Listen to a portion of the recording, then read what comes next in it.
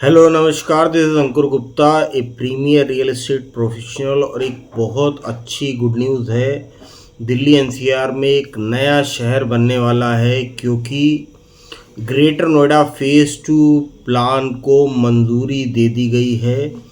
अब जल्दी ही 40 गांवों की ज़मीन पे ग्रेटर नोएडा फेज़ 2 का निर्माण शुरू हो सकता है। दिल्ली एनसीआर में greater Noida real estate sector की एक अलग ही पहचान है। यहाँ पर अफोर्डेबल से लेकर लग्जरी घरों तक की भरपूर सप्लाई है। देश का पहला फार्मूला 1 ट्रैक इस शहर के नज़दीक है, तो अब नोएडा इंटरनेशनल एयरपोर्ट भी यहाँ बनने के लिए तैयार है। आधुनिक इंफ्रास्ट्रक्चर, चौड़ी सड़कों और बेहतरीन कनेक्टिविटी से लैस इस शहर की वर्ल्ड क्लास सिटी की पहचान अब ज़्यादा मजबूती से होने लगी है। इसकी वजह से ग्रेटर नोएडा फेज़ 2, जिससे न केवल शहर का विकास होगा, बल्कि ये दिल्ली एनसीआर के रियल एस्टेट सेक्टर को भी एक नई दिशा देगा। दरअसल उत्तर प्रदेश सरकार के chief town and country planner ने ग्रेटर नोएडा फेज़ 2 के मास्टर प्लान को मंजूरी दे दी है। अब जल्दी ही 40 गांवों की ज़मीन पर ग्रेटर नोएडा फेज़ 2 का निर्माण शुरू हो सकता है। औद्योगिक विकास पे भी फोकस रहेगा। उससे क्षेत्र के 144 गांव के विकास की लहर बहेगी। इससे जुड़ी दूसरी डिटेल्स को आप 55,970 हेक्टेयर भूमि पर ग्रेटर नोएडा फेज़ 2 विकसित किया जाएगा। इसका विस्तार गौतम बुद्ध नगर से लेकर बुलंदशहर के गुलावटी तक होगा। मास्टर प्लान में गौतम बुद्ध नगर, बुलंदशहर, हापुड़ और धौलाना के 144 गांवों को शामिल किया गया है। इस शहर को बनाने से जुड़ी कुछ महत्वपूर्ण जानकारी के बारे में बात करें तो यहाँ पर कुल ज़मीन का 17.40% हिस्सा रेसिडेंशियल स्कीम्स के लिए रिजर्व किया गया है, जहाँ नए रेसिडेंशियल प्रोजेक्ट विकसित किए जाएंगे।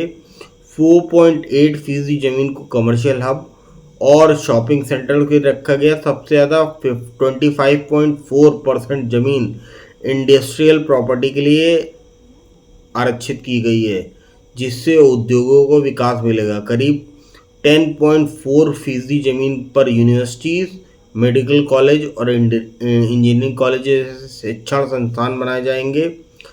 13.2% ज़मीन ट्रांसपोर्ट सुविधाओं के लिए रिजर्व की गई है, जिसमें मेट्रो, हाई स्पीड ट्रेन जैसे महत्वपूर्ण प्रोजेक्ट शामिल है।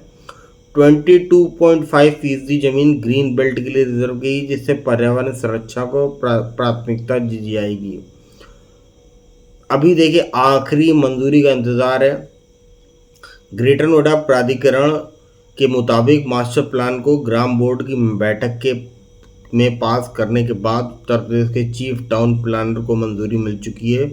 इसके बाद आखिरी मंजूरी के लिए प्लान को उत्तर प्रदेश कैबिनेट और Delhi NCR housing planning board के पास भेजा जाएगा। मास्टर प्लान के लागू होने से ग्रेटर नोएडा फेज़ 2 में औद्योगिक और दूसरे विकास से जुड़े प्रोजेक्ट्स में तेजी आएगी, जिससे इलाके में ज़बरदस्त विकास होगा।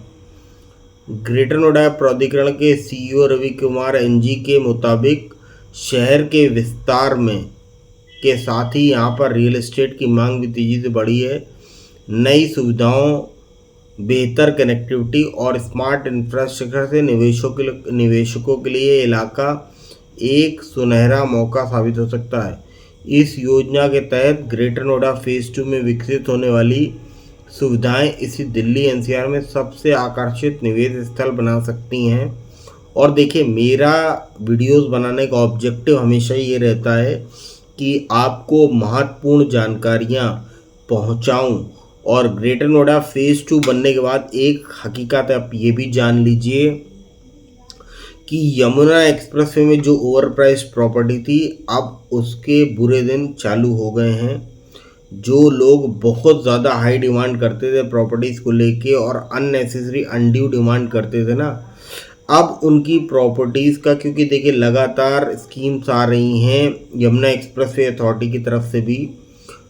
मैंने कभी नहीं कहा कि यमुना एक्सप्रेसवे की कोई प्रॉपर्टी बुरी है। वहाँ पे अगर आपको सरकारी स्कीम में कोई प्रॉपर्टी मिल जाती है तो वहाँ पे बिल्कुल पैसा लगाइए, लेकिन रीसेल में प्रॉपर्टी खरीदना अननेसेसरी हायर रेट पे खरीदने का कोई मतलब नहीं है जब इस क्षेत्र में इतना विकास होना है।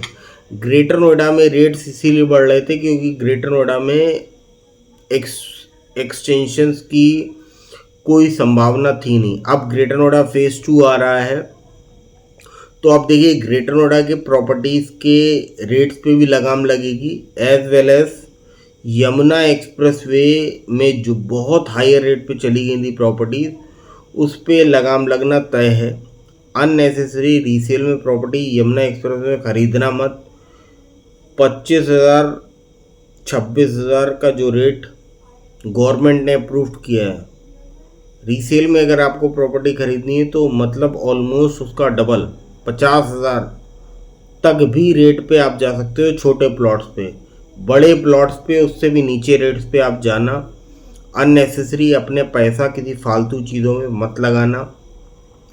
और देखिए मैंने पहली बार कोशिश की है कि आपको अपना फेस दिखाए बिना एक वीडियो बनाऊं, क्योंकि देखिए फेस दिखा के मैं वीडियो बनाता हूं वो अलग बात है, लेकिन ये क्योंकि एक इन्फॉर्मेटिव वीडियो है तो मैंने सोचा कि एक बार इन्फॉर्मेशन दे दूं आपको। इस प्रॉपर्टी मार्केट का, यमुना एक्सप्रेसवे की प्रॉपर्टी मार्केट का जो रेट चढ़ना था ना, चढ़ गया। बहुत ज़्यादा हाइप क्रिएट करके चढ़ाया गया था यहाँ का रेट, और यहाँ पर रीसेल में सिर्फ कालाबाजारी हो रही थी अनरजिस्टर्ड प्लॉट्स की। अनरजिस्टर्ड प्लॉट्स की कालाबाजारी किस तरीके से हो रही थी, जो लोग करते थे, हम तो कभी इस तरीके के कामों में बिलीव नहीं करते, क्योंकि हमारा सिर्फ एक ऑब्जेक्टिव है, लोगों का पैसा बचाना, सच्चाई ईमानदारी से काम करना, और ना हम कोई प्रॉपर्टी डीलर हैं। We are real estate professional. Professional का मतलब आप समझते होंगे। प्रोफेशनल का मतलब होता है जो प्रॉपर तरीके से, प्रोफेशनल तरीके से आपके साथ जेन्युइन इन्फॉर्मेशन शेयर करे। सो यही हमारी रिस्पॉन्सिबिलिटी है और यही हमारा काम है। और यमुना एक्सप्रेसवे मार्केट के जो प्रॉपर्टी ऑनर्स है, जो बहुत बड़े बड़े ख्वाब सजा के बैठे हैं कि हमारी प्रॉपर्टी 5 करोड़ की हो जाएगी, 10 करोड़ की हो जाएगी, 1.5 लाख का रेट हो जाएगा, 2 लाख का रेट हो जाएगा। अलॉटमेंट कितने रेट पे हुआ था वो भी हकीकत जान लो आप। भगवान ने आपको मौका दिया था, बहुत ज़्यादा बड़ा मौका दिया था। रीसेल में प्रॉपर्टी पहले बेच लेते तो फ़ायदा भी कमा लेते हैं। जो बहुत बड़े प्रॉपर्टी के लालच में बैठे हैं ना, तो ऐसी कालाबाजारी हम जैसे रियल एस्टेट प्रोफेशनल तो चलने नहीं देंगे।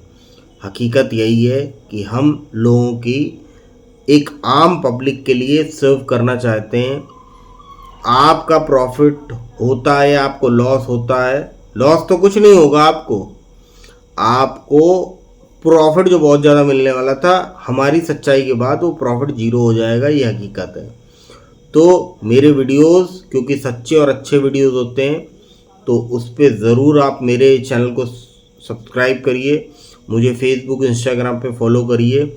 आपके सपोर्ट, आपके प्यार की ज़रूरत है, क्योंकि मैं being a real estate professional आपको जेन्युइन और रियलिटी दिखाने की कोशिश करता हूँ, जेन्युइन प्रॉपर्टी दिखाने की कोशिश करता हूँ। बाकी आप मुझे फेसबुक इंस्टाग्राम पे फॉलो कर सकते हैं। बाकी thank you, have a good day, जय हिंद, जय भारत।